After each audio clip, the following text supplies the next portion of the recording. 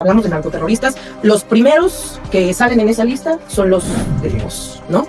Los misiles gringos no distinguen de partidos. Porque no es una guerra contra Venezuela, es una guerra contra todo el continente, como tú decías, ¿no? Bienvenidos al Podcast del Bienestar, el podcast que la derecha no quiere que escuches.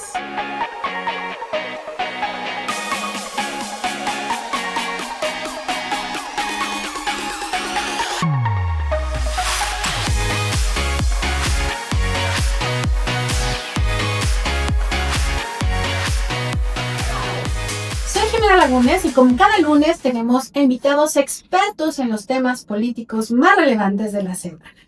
En esta ocasión está con nosotros Carlos Centeno. Hola, Carlos. ¿Qué onda, amiga? ¿Cómo estás? Un gusto saludarlas a todas y pues se viene un tema bastante interesante. Soy Carlos Centeno, director editorial de El Soberano y pues hay que arrancar, ¿no?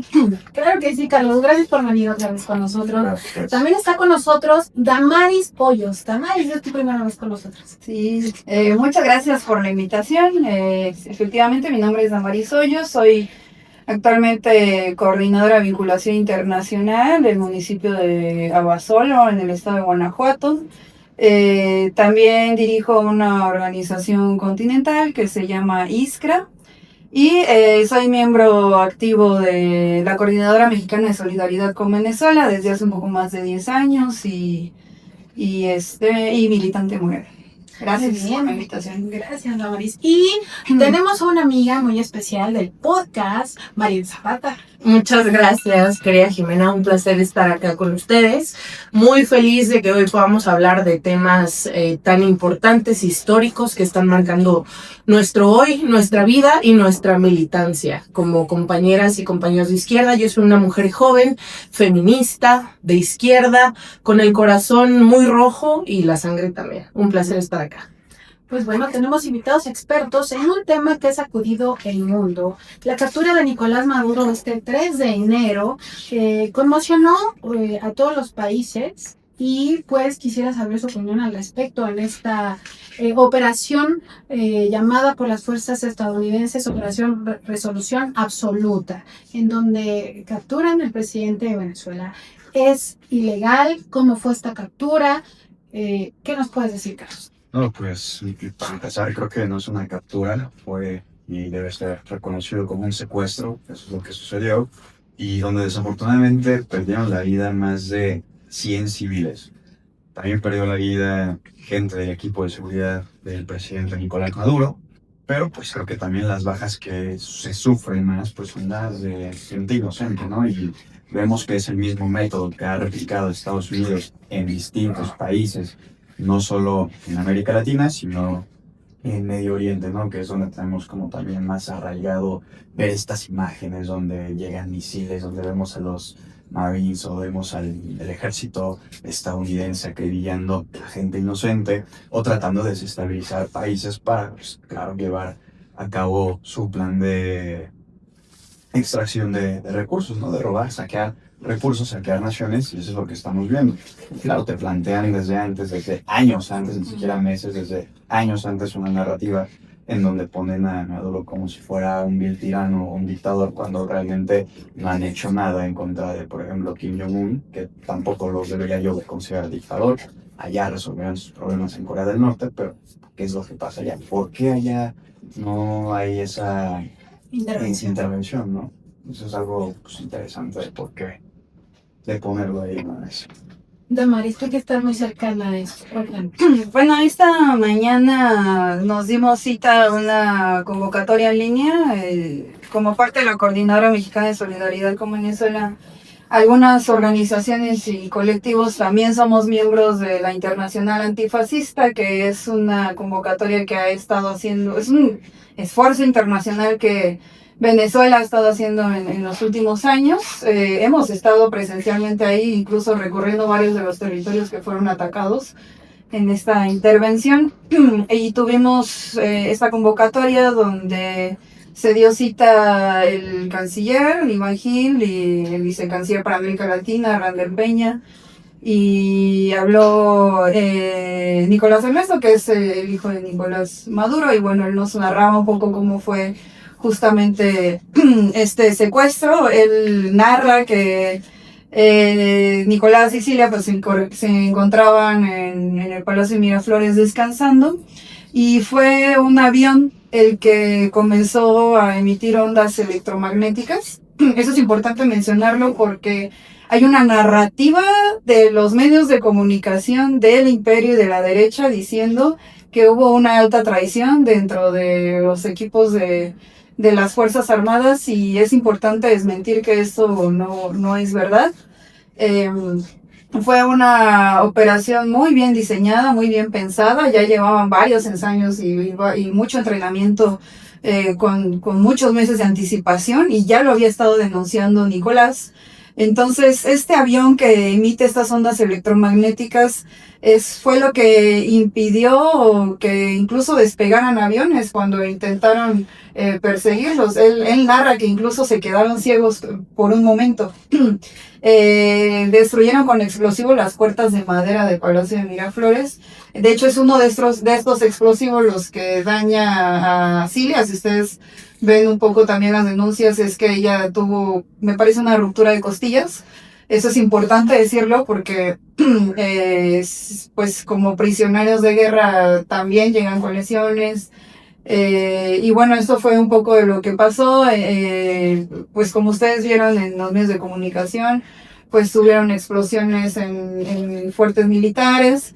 Hay una zona que de hecho nosotros conocemos, que es uno de los proyectos de vivienda más grandes del continente, que fue Fuerte Tiuna, que está al lado de una base militar que también estalló. Tenemos compañeros que en sus redes sociales incluso han subido los videos de cómo quedaron las casas destrozadas.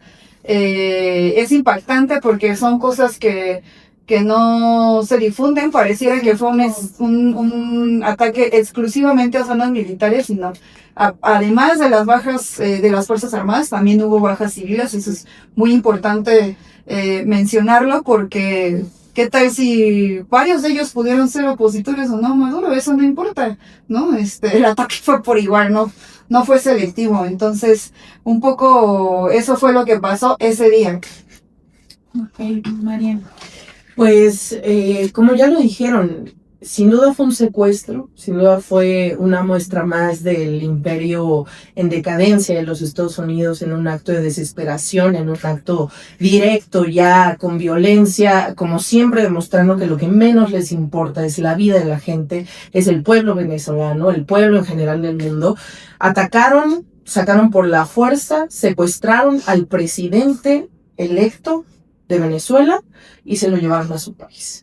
Y con la excusa que tú quieras, que vinieron a trabajar en esta narrativa durante todos esos meses anteriores, del narcopresidente, del narcoterrorista, que sabemos que es una falacia, porque si hablamos de narcoterroristas, los primeros que salen en esa lista son los griegos, ¿no? Son ellos. Entonces, como me parece muy importante que Damaris ahorita nos compartiera esta información que yo no había escuchado en ningún otro medio de comunicación, más detallado de cómo fue este ataque directo, este ataque que inclusive lastimó a la primera dama Celia, y que hay que decirlo, ¿no? No solamente fue secuestrado el presidente, sino también su esposa y primera dama de Venezuela. Diputada, además. Y diputada. No, tampoco además, se sabe que lo es, y es muy importante decirlo. Y creo que lo que hay que señalar es que en su desesperación por la decadencia que está teniendo su imperio, demostraron con esta violencia, con este ataque, arrancándole la vida a civiles y a compañeros de seguridad del presidente Maduro, a 32 cubanos que formaban parte de la escolta del presidente Nicolás Maduro, demuestran que están dispuestos a todo, como siempre, pero hoy con un cinismo que no habíamos visto y con límites que tampoco habíamos visto. Y eso es muy grave. ¿Qué sabemos de Nicolás Maduro? Pues está en Nueva York. No se sabe nada de que Pues, no da una declaración. Está en Nueva York, hay para empezar, hay mucha desinformación, hay un cerco mediático enorme en Venezuela sobre la situación, el contexto de Venezuela, como ya lo hemos comentado. Se repite una y otra vez que es un tirano, que es un dictador, pero es un presidente completamente legítimo que ganó las pasadas elecciones con 5 millones de votos. Sí, la oposición venezolana estuvo cerca de ganar, no lo lograron. y se pregunta a la gente, ¿de dónde sacó Maduro 5 millones de votos? Pues la compañera Damaris también dio de un dato importantísimo, construyó viviendas, millones de viviendas. Y la gente, yo he estado afortunadamente en Venezuela, conozco un poco pues, cómo se vive allá, ¿no? La realidad.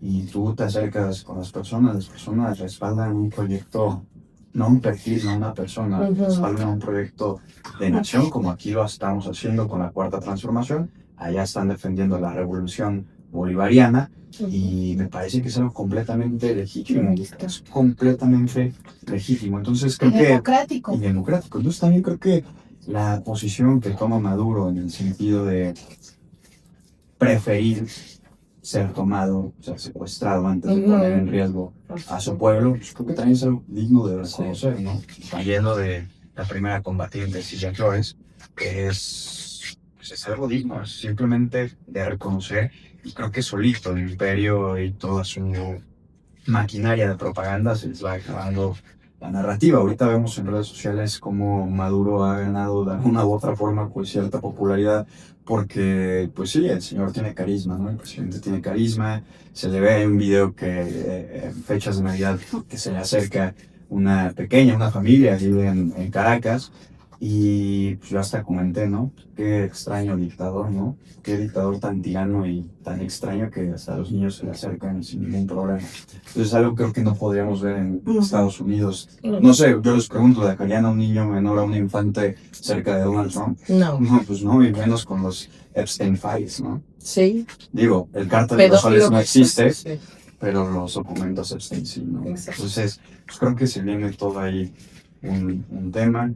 Nuevamente creo que no debemos estar con tibiezas en cuanto a no hay que defender a Maduro. O sea, oye, es un presidente legítimo, lo eligió su pueblo. El presidente Andrés Manuel López Obrador lo respaldó bastantes veces. ¿Cuándo el presidente Andrés Manuel López Obrador, licenciado, iba a meter a alguien a Palacio Nacional que no, con el que no confiara o con el que tal vez no compaginara ideas, ¿no? El proyecto. Y ahora viene gente a decir que hay que defender a Maduro, poco ya sabes más que el licenciado, ¿no? Ya sabes más que el presidente Andrés Manuel López Obrador, nuestro líder moral y político de este proyecto. Entonces, se me hace una tibieza que compañeros no condenen también la agresión directa en contra del presidente legítimo de Venezuela. Y, por ejemplo, ahorita ya el Senado de Estados Unidos está prohibiendo que vuelva a haber una intervención en Estados Unidos. Bueno, primero mencionar que esta operación ya la venían anunciando. Sí quiero dar algunos datos respecto a eso porque no fue una cosa que los agarró de sorpresas y es importante aprender de la experiencia organizativa y de conciencia revolucionaria del pueblo venezolano, porque desde que empezaron las amenazas, ellos se lo tomaron muy en serio. Bueno, es que ellos han vivido toda una campaña de más de 20 años de revolución, donde el imperio no los ha dejado ni un solo momento. Ni un solo momento. Y todo esto que se dice respecto al hambre y la crisis y demás, recordemos que fue culpa de Estados Unidos. ¿Quién impuso las sanciones? ¿Quién impuso el bloqueo? ¿Quién ha impuesto el bachaqueo? ¿Quién ha impuesto todas estas medidas coercitivas que han asfixiado económicamente al pueblo venezolano, como lo han hecho con Cuba, y los han obligado a migrar? También hay que ser como muy claros en ese tema. Ellos no han bajado la guardia ni un solo momento. Vivieron la crisis más grave en el 2017. Vivieron guarimbas donde la oposición quemaba gente viva por parecer chavista. Y esa es una cosa que se ha ido recrudeciendo muy fuerte entre la oposición, porque al imperio le conviene polarizar. No, y la verdad es un dato importantísimo y muy cierto. A mí me encantaría que México fuese Venezuela, porque hasta el miembro más joven de la familia sabe el por qué su país se encuentra o se encontraba como está. Sabe quién es el enemigo, tiene mucha claridad y mucha conciencia política. Un joven niño de 12 años que ya te puede explicar perfectamente la situación de su país, de Latinoamérica. Y aquí desafortunadamente les hablas de política a los más chavos de 12, 13 años. Ay, no. Sí, No, tiene o sea, un nivel de formación política increíble. No existe. O sea, es que más bien no tiene un nivel de formación política porque no sabe ni siquiera qué es la formación política. Y creo que uno de los temas que tenemos que detenernos a abordar en esta mesa, que me parece fundamental, es que la batalla hoy es cultural. Es precisamente hablar del nivel de ignorancia que se ha dedicado a implementar el imperio a través de la hegemonía en materia de comunicación, a través de las redes sociales el día de hoy, que por eso hay gente, como vimos seguramente todos un video, de una venezolana que ni siquiera estaba en su país, apátrida, celebrando y festejando esta invasión, que violenta su país y que violenta a sus compatriotas. Somos mexicanos fifís wannabe que están en Madrid, ¿no? Que lo que los identifica, sí, que lo que los identifica es la ignorancia. Por eso la batalla cultural hoy es lo más importante de todo. Y un poco regresando al tema de lo que sabemos o no del presidente, porque también es importante decir, lo secuestraron y ya lo tienen los yanquis. Han habido una serie de sucesos que son importantes mencionar. Lo primero es que les decía, ellos se prepararon por muchos meses. Maduro hace una campaña de reclutamiento militar, eso es importante saberlo, en donde se enlistaron más de 8 millones de personas, de ciudadanos, de población civil. Los diputados fueron a entrenamiento militar, los concejales, cada funcionario público se fue a entrenamiento militar. No hay gente en Venezuela que no sepa cómo hacer una defensa armada. Eso es importante. Él ya sabía que esto iba a pasar en cualquier momento. Le pasó a Chávez. Ahora, ellos vienen de un proceso de aprendizaje porque vienen de una revolución armada. Recordemos la Unión Cívico-Militar que se dio en el 99. Eso ha sido muy importante de cómo se llega a ese nivel de concientización hasta el tema de por qué es necesario armarnos, por qué es necesario entrenarnos como población civil.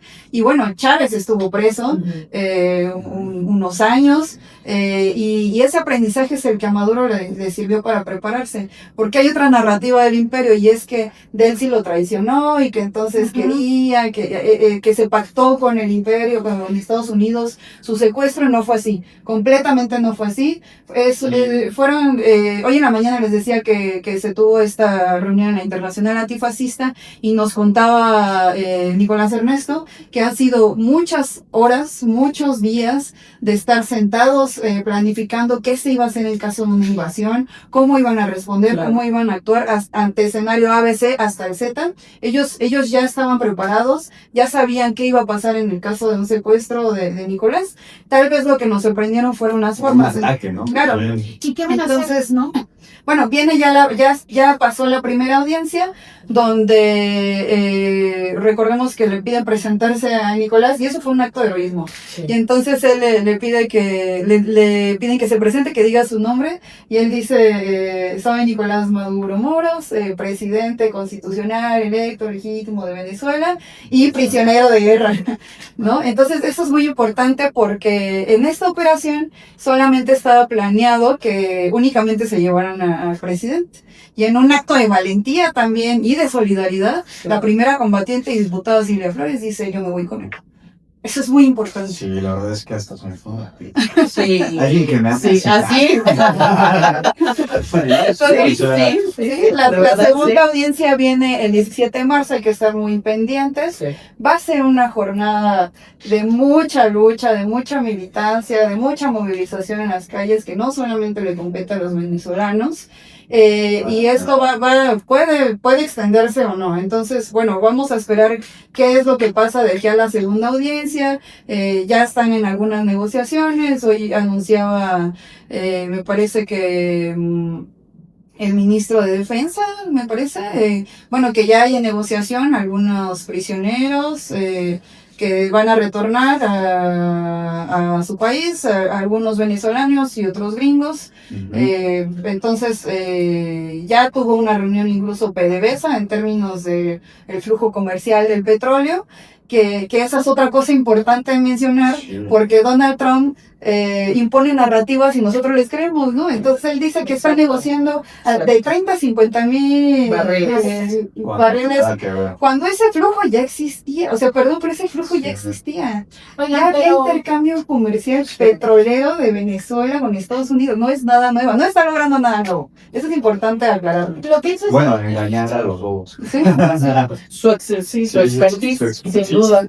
lo que dice ahorita, ¿no? Que es algo que concierne a todos, creo que va por el tema de la soberanía nacional, ¿no?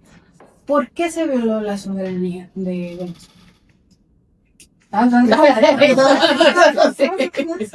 Pues más bien es increíble que haya gente. Estaba escuchando un clip, que bueno que lo mencionas ahorita, Jimena, de estos de derecha, nefastos, mentirosos, que definitivamente desprecian al pueblo de México y desprecian a la patria. Estaba Ciro Gómez Leiva diciendo que no fue una invasión, que nada más fue, como les encantó plasmar como narrativa, una extracción quirúrgica. Hazme todo el favor. Un secuestro invadiendo todo tratado internacional, toda la Carta de la Soberanía, la Carta de las Naciones Unidas, en una clara invasión militar violenta en la casa del gobierno de Venezuela, y vienen a decir, a tratar de hacer malabares para justificar la invasión, diciendo que fue todo menos una invasión, y que pareciera que hoy ya no importan los derechos humanos, ya no importan los grandes tratados internacionales a los que siempre recurren para tratar de señalar de dictadores a los gobiernos de izquierda que cuidan a sus pueblos, cuando se trata de intereses económicos. No, pues a ver, es gravísimo. Vimos ahí completamente, es una violación a su soberanía del pueblo venezolano. Es algo que nos debe preocupar porque tenemos al intento de Corina Machado, Premio Nobel de la Paz. Premio Nobel de la Paz. Tenemos a la empleada de TV Azteca, Lili Telles, tratando de seguir impulsando la narrativa del narcoterrorismo, narcopresidenta, y esto viene desde una campaña y estrategia que en la misma mañanera desmontaron, ¿no? Cuando se vino también lo de la falsa generación Z, la marcha artificial. Y pues también hay que decir, o sea, Estados Unidos ya atacó el mar mexicano. Todos los titulares dicen ataque en el Pacífico a supuestas narcolanchas, pero no te dicen qué Pacífico. Fue en el Pacífico mexicano, en donde asesinaron a unos pescadores, ¿no? Inocentes. Y nadie dice nada, nadie lo comenta. No sé. Yo sí lo veo, es que yo es soberano. Ah, sí, gracias. Pero bueno, ahí creo que fuimos los únicos que lo, Sí, que lo que lo mencionamos. tomaron, sí. Porque pues dicen el Pacífico para que no se escuche que fue aquí. Entonces creo que es una señal clara de alerta que los mexicanas tenemos que estar pues unidos, ¿no? Tenemos que estar unidos, tenemos que salir a defender nuestra soberanía, y la verdad que a los cipayos, que los apátridas, exhibirlos, porque van a pedir el voto en el 2027, van a pedir el voto en el 2030, e imagínate, ¿no? Que vuelva a estar ahí una apátrida lista en el Congreso. Pues no, hay que exhibirlos, hay que seguir exhibiéndolos, porque esa gente no tiene cabida y ni debería tener cabida en nuestro país, en nuestra patria y en nuestra tierra. Creo que ese es un discurso en el que, contrario a lo que dicen los medios de comunicación imperialistas,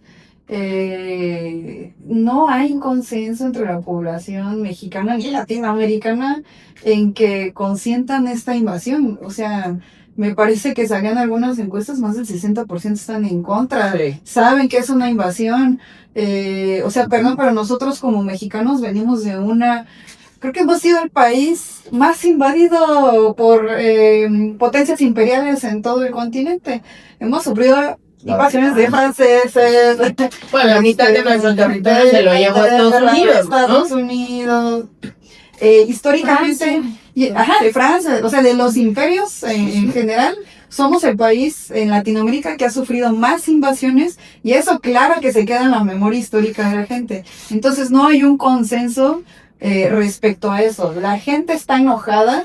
Sí hay un consenso en que fue una violación a la soberanía, de que es un injerencismo. Aquí hay un sentimiento muy anti-yanqui, muy anti-gringo, a pesar de que tenemos un flujo migratorio muy grande. Creo que el nivel de concientización de la gente es, bueno, los que provocan la migración son ellos.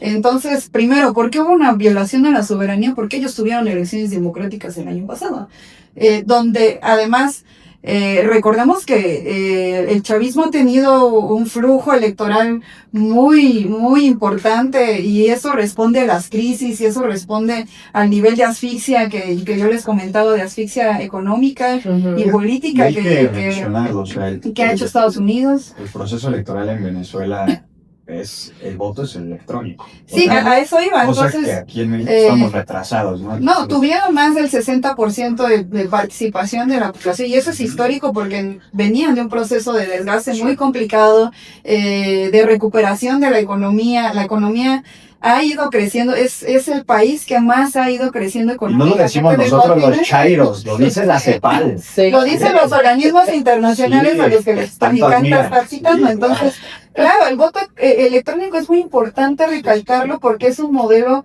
de votación al que deberíamos de aspirar. El proceso pasó por más de 7 auditorías internacionales, fueron más de 300 observadores de la Unión Europea. Es un sistema electrónico de doble conteo, además, que no tenemos en ninguna parte, no lo tienen ni los gringos, no lo tienen ni Estados Unidos. Entonces, no nos pueden hablar de democracia si su sistema democrático es corrupto, está mal. Entonces, y también una crítica al nuestro, que es lo que tenemos que mejorar, ¿no? Sí. ¿Por qué tenemos que aspirar en todo sentido al tema de la digitalización y de la innovación tecnológica? Porque también dicen que la izquierda no innova, y eso es una completa mentira. Es porque eso permite la transparencia en los procesos democráticos de nuestros países, de nuestras naciones.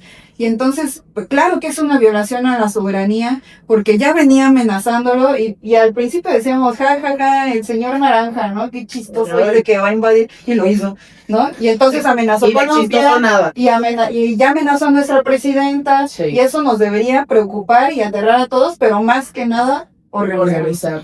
¿Por qué lo acusan de narcoterrorismo? O sea, ¿de dónde sale esa narrativa, no? Que en este supuesto lo lleva a legitimar. Bueno, ¿no? pues para empezar hay que irnos muy atrás de cuando Estados Unidos, a raíz del atentado de las Torres Gemelas, pues concede la palabra terrorista como una acción legal para atacar a cualquier país donde ellos consideren un problema de estabilidad, de seguridad nacional, ¿no?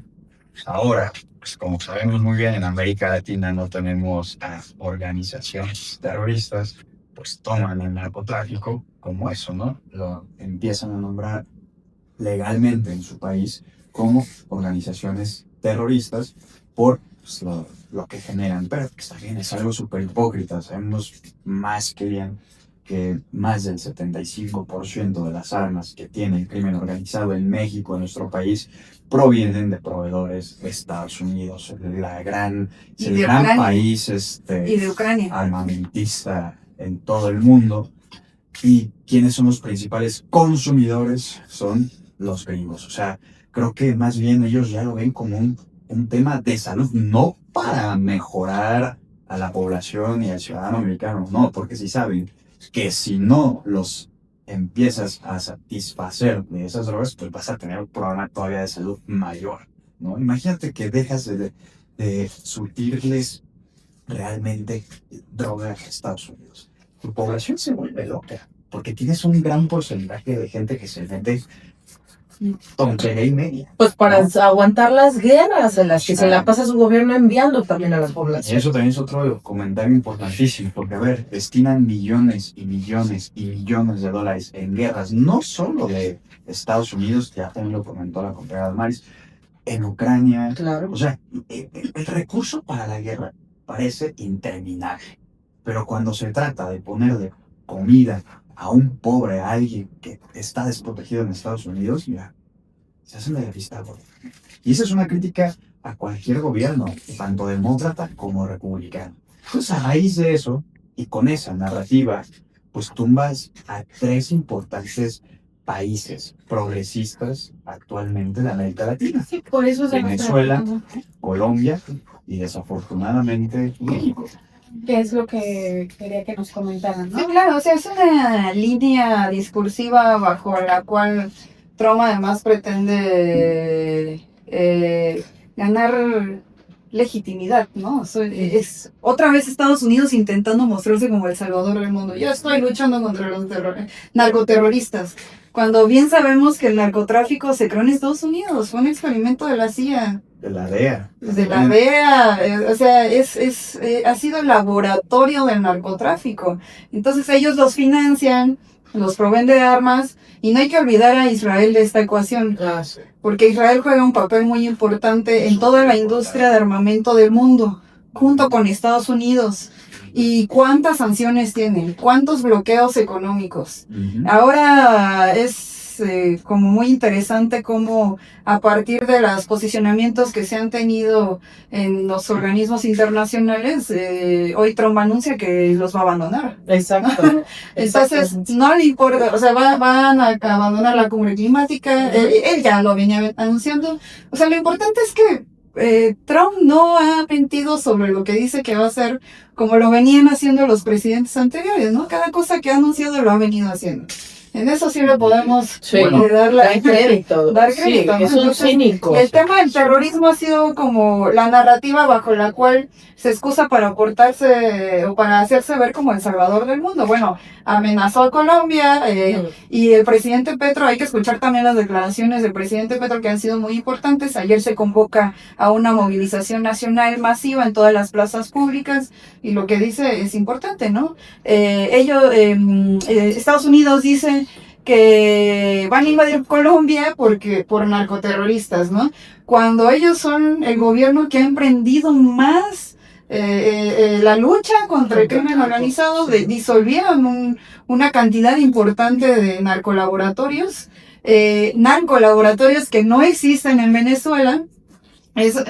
Días antes del atentado, o sea, en vísperas de Navidad, me parece, entre Navidad y Año Nuevo, atacaron una fábrica con la excusa de que era un laboratorio de drogas. Y cuando sale el director de la empresa a hacer un recorrido con las cámaras de dónde había atacado Estados Unidos, pero dice, pues, ¿cuál narcolaboratorio? Esto era una fábrica. Y con ese pretexto es que se han querido legitimar. Entonces, creo que las cartas están muy puestas sobre la mesa, no existe. ¿Y qué va a pasar con Colombia? Porque, bueno, ya él ha dicho que está dispuesto a luchar. El presidente Petro dijo, estoy dispuesto a luchar. Sí, bueno. Lanzó militares a la frontera con Venezuela. ¿Qué va a pasar con Colombia? Yo creo que más que qué va a pasar con Colombia es qué va a pasar con el continente y qué va a pasar con Latinoamérica. Y yo quiero ser muy puntual aquí retomando la pregunta que nos habías hecho. ¿Por qué este tema del narcoterrorismo? ¿Por qué esta excusa? ¿Por qué la creación de esta narrativa? Nos enteramos el fin de semana, días después del secuestro de Maduro, que la excusa había sido que él era el líder, porque así se mencionó y así hablaban, que estaba iniciada la carpeta de investigación en el juzgado de Nueva York, el líder del cártel de los soles. Y ahora se retractan, porque ¿qué pasa? Que no existe ese cártel. No existe ese cártel y creo que en lo que hay que enfocarnos también, porque es muy importante, es que, como bien lo decían, Trump es un cínico. Es un fanfarrón y le encanta hacerlo. Él hablaba de que iba a liberar Venezuela, hablaba del narcoterrorista de Maduro y una vez que ya lo tenían secuestrado en la corte de Nueva York, dejó de hablar de eso y empezó a hablar de lo que verdaderamente le importaba y que siempre fue el objetivo de la invasión a Venezuela y de esta narrativa que duró meses construyendo el imperio del petróleo venezolano y del cobalto venezolano y de todos los recursos minerales que tiene Venezuela.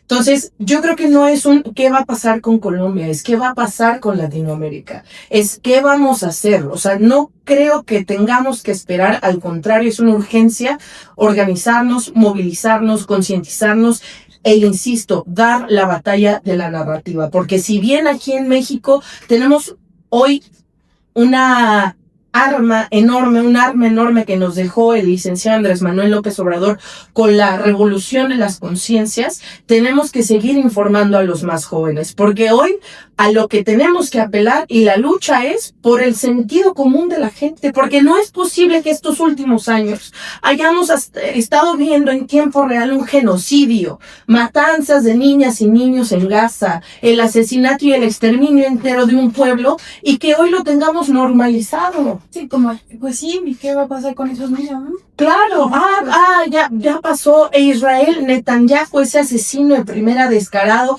y Trump, un pedófilo confesado y con sentencias adjudicadas por abuso sexual, tomándose fotos y viendo ahora qué país piensan invadir para seguir saqueando, porque solamente saqueando y explotando a los pueblos de este mundo han sostenido el imperio que hoy está en decadencia. A mí me gustaría puntualizar un poco el tema de Colombia, porque es importante escuchar lo que dijo el presidente ayer durante la movilización. Recordemos que ya vienen de un desgaste con las relaciones con Estados Unidos. Entonces, ayer se anuncia la voluntad de entablar relaciones diplomáticas. Hubo una llamada, sí, de Petro con Trump. Porque ¿qué es lo que se está intentando con todas estas negociaciones? ¿Qué es la política? ¿No? ¿Por qué hacemos política? Para evitar la guerra. Eso es muy importante mencionarlo. ¿Qué está haciendo Petro? ¿Qué está haciendo Delcy? ¿Qué están haciendo con toda esta serie de negociaciones? Maduro. Evitar la guerra, evitar una guerra, porque no es una guerra contra Venezuela, es una guerra contra todo el continente, sí, como tú decías, ¿no? O sea, de verdad deberíamos alarmarnos. Ahora, vienen elecciones el próximo año en Colombia, elecciones presidenciales, y eso también es importante, tener una perspectiva, una comunicación, puesto que otra cosa que no dicen los medios de comunicación del imperio es que, bueno, el flujo migratorio mayor que nosotros empezamos a recibir en México fue de colombianos, no de los venezolanos. Quien más venía huyendo del narcotráfico en los años de Santos, ¿no? En los años del uribismo, fueron los colombianos. ¿Y cuándo demonios ellos se pronunciaron? ¿Cuándo hicieron un intento de intervención? Nosotros, como mexicanos, sabemos qué es la migración. Tenemos más de 40 millones en Estados Unidos, un flujo migratorio de 10. Hemos recibido un flujo migratorio impresionante de Colombia, de colombianos. Y también hay que hablar de los hondureños. ¿Por qué pido poner especial atención en las elecciones que vienen el próximo año en Colombia?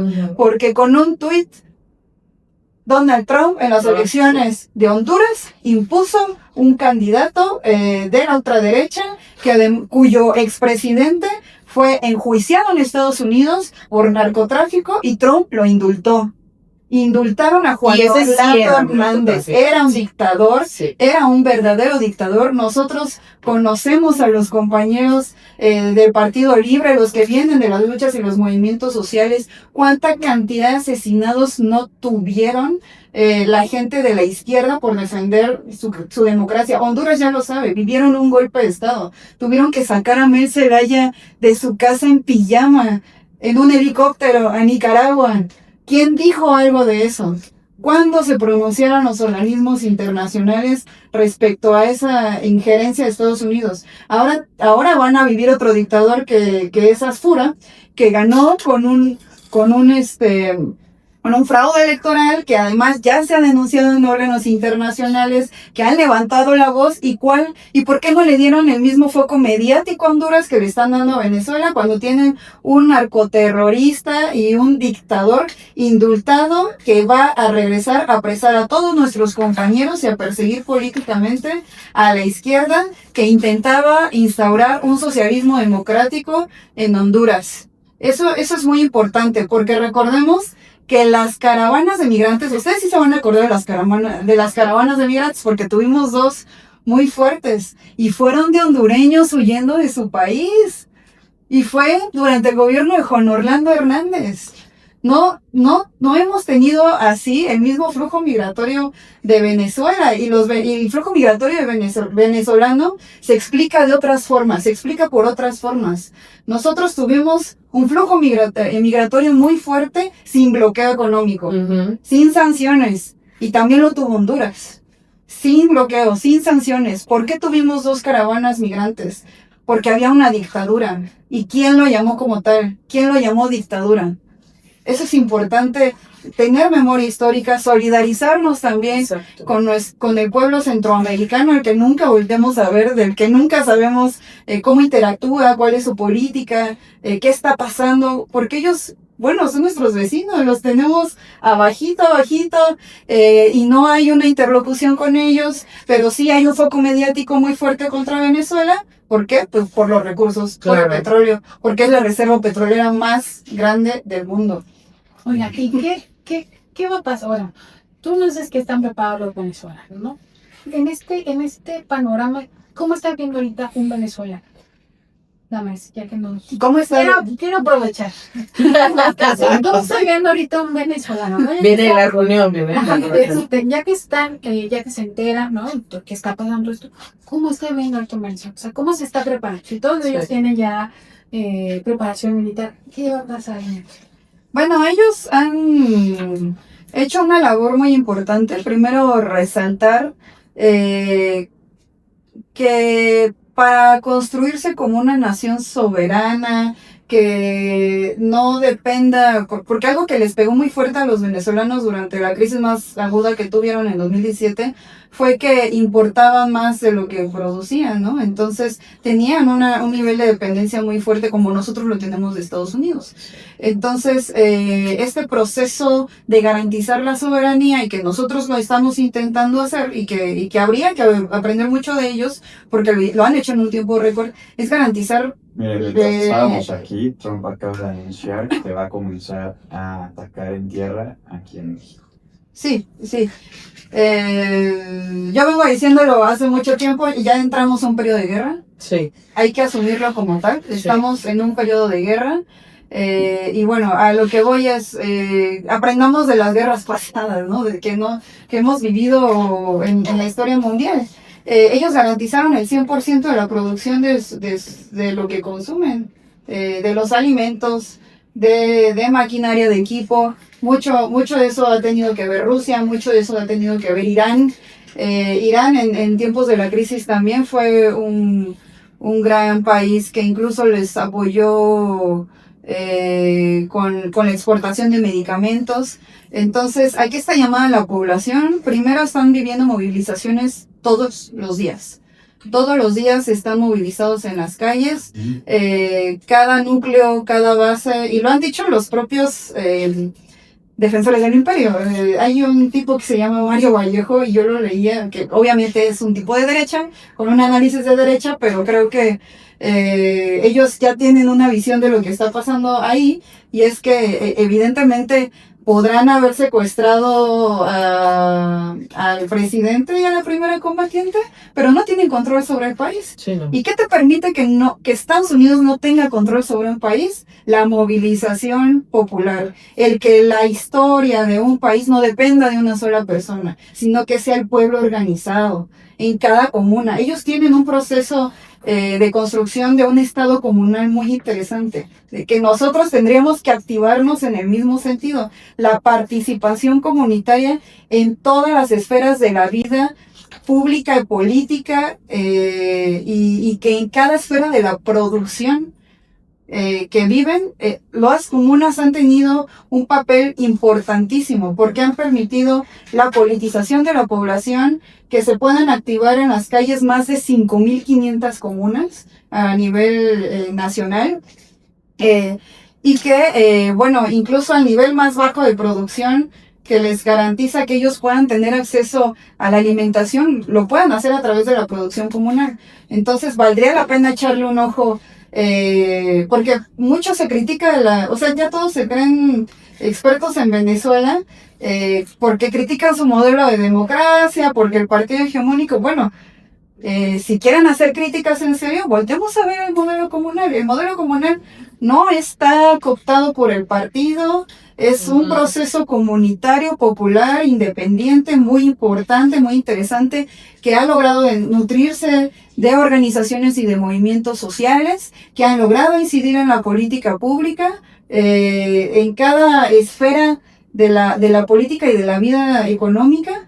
y que, bueno, me parece que ellos están aspirando a que puedan tener incluso un modelo político de alto nivel con el Estado comunal. Eso es algo muy interesante porque es algo que es desconocido para nosotros. Sí, No, sí, no sí. lo conocemos. No, yo Y entonces es ese nivel organizativo al que nos urge organizarnos en cada calle, porque ellos tienen un nivel de organización territorial por comuna, Eso. por calle. Se conocen todos. Sí. O sea, Y se tienen el apoyan. dato Sí, hasta sí. del viejito que no estudió hasta dónde llegó de la secundaria o de la primaria. Eso es lo que a mí me sorprendió. Y claro, y cómo ayudarse a salir de ciertas situaciones, pero en colectividad. El apoyo comunitario. No esperando a que el gobierno resuelva porque tal, sino nadie salva a nadie, todos nos salvamos entre todos. Y eso es lo que hay que aspirar en este momento. Ujú. Ya estamos en un estado de guerra, estamos entrando a una guerra armada.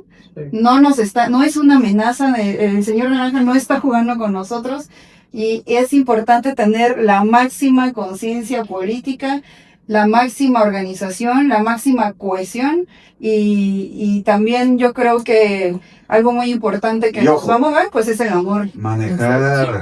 Saber manejar las narrativas, porque seguramente si salimos en defensa de, como cualquier otra persona fuera en el mundo, en defensa de nuestra soberanía, la derecha nos va a decir que ya estamos defendiendo a los narcotraficantes porque no queremos que Estados Unidos les metan un misil, ¿no? Entonces, pero gente que sigue muy cegada, que sigue sin entender que realmente esos misiles en contra del narcotráfico, pues es también un riesgo enorme para la población como nosotros estamos aquí. Y es más, como bien lo mencionaban al inicio del programa, los misiles gringos no distinguen de partidos, ¿no? Entonces, ahí puede que le toque a un panista y pues, ¿qué va a decir, no?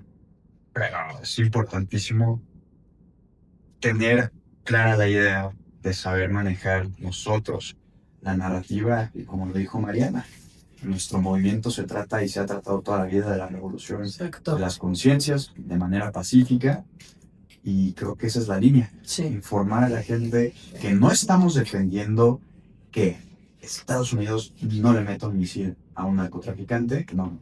Estamos defendiendo nuestra tierra, nuestra patria, no un narcotraficante. Los narcotraficantes al final de cuentas operan para ellos, son parte de ellos, son un grupo paramilitar de la CIA, de la DEA. ¿Para qué? Para incomodar a gobiernos progresistas como el que estamos viviendo desde hace ya 7 años. ¿No? Lo estamos viendo también en Irán, hay protestas enormes en Teherán. ¿Y quién está tan cerca de Irán? Israel. Sí. ¿A quién le conviene que caiga el gobierno iraní? A Israel. ¿Y por qué? Porque como ya también lo mencionó Adamaris, tienen un producto especie, que es el maldito petróleo. Sí. Al igual que con Venezuela, ¿no? Entonces, se vienen varios frentes Sí.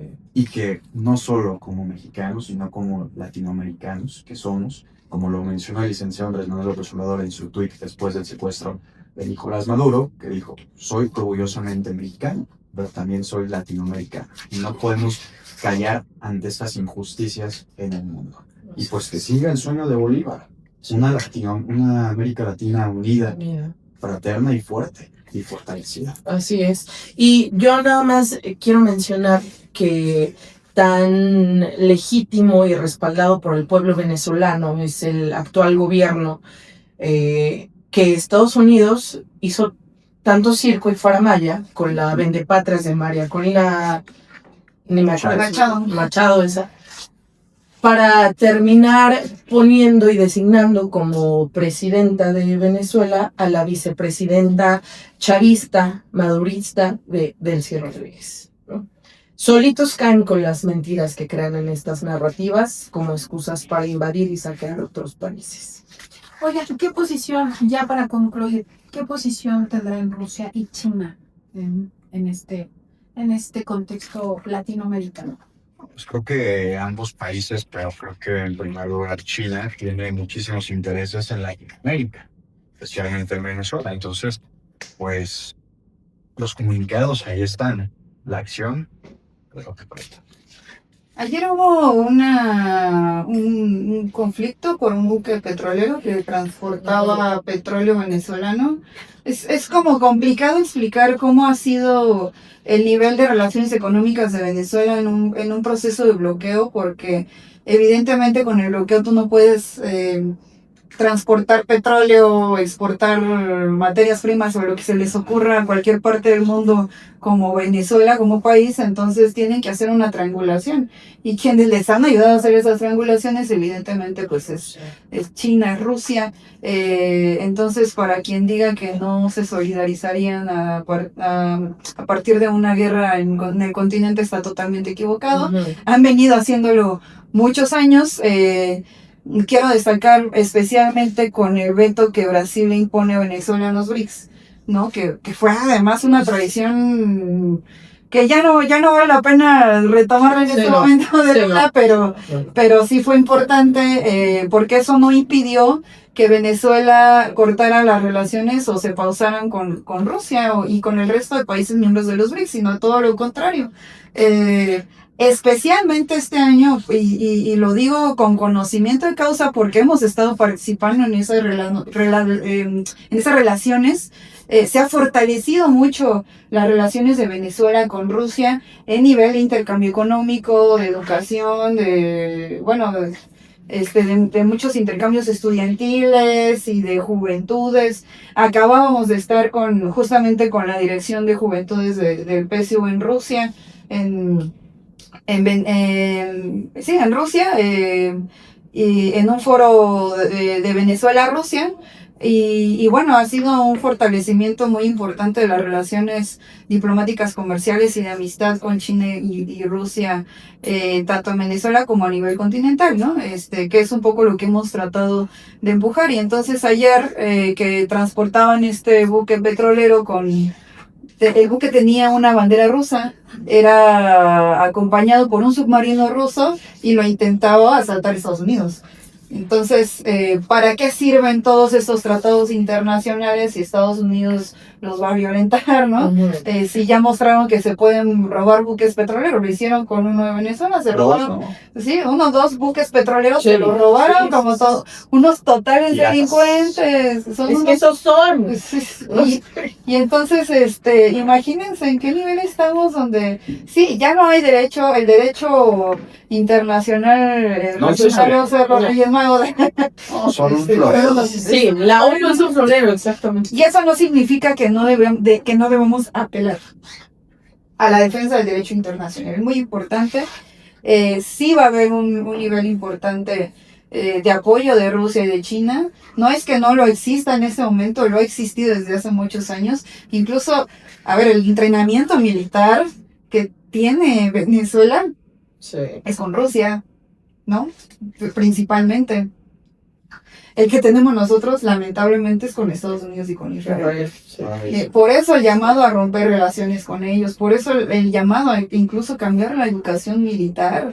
Creo que hubo un acto muy importante que hizo el Senado mexicano cuando se da el secuestro del presidente Nicolás, que es romper la discusión, pausar la discusión de la entrada de tropas armadas de Estados Unidos a México. Entonces creo que eso va a tener sus repercusiones, ¿no? Y eso es lo que está puesto sobre la mesa.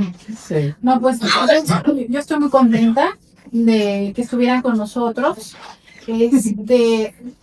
La verdad es que estuvo muy, muy interesante hoy la mesa, la verdad, y más con las últimas noticias.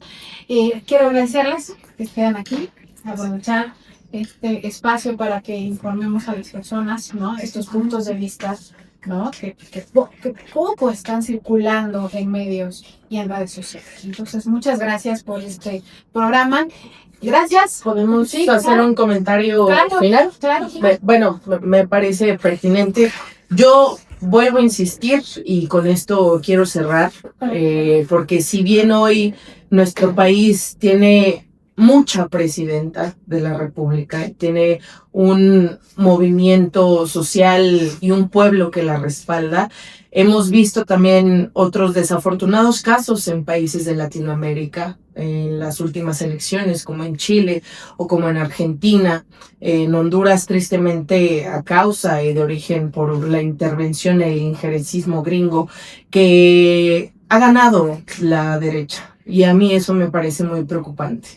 Y creo que es prioritario que todas y todos hagamos un llamado a la empatía. La apatía me parece que es lo más peligroso que nos puede pasar como humanidad, que nos puede pasar como sociedad, que nos puede pasar como pueblos.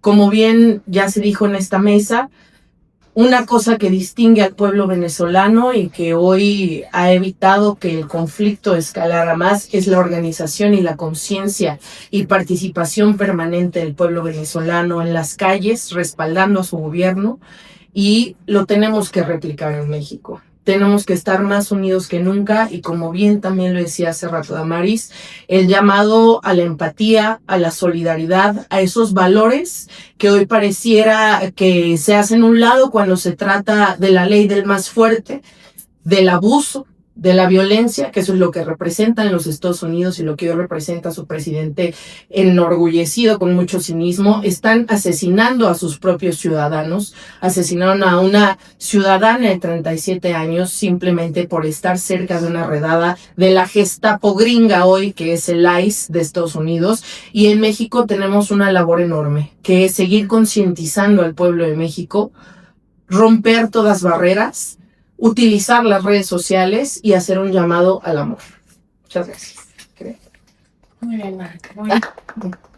Muy Gracias. bien. Y bueno, y con este gran mensaje nos despedimos. Gracias por escuchar el podcast del bienestar, el podcast que la derecha no quiere que escuches.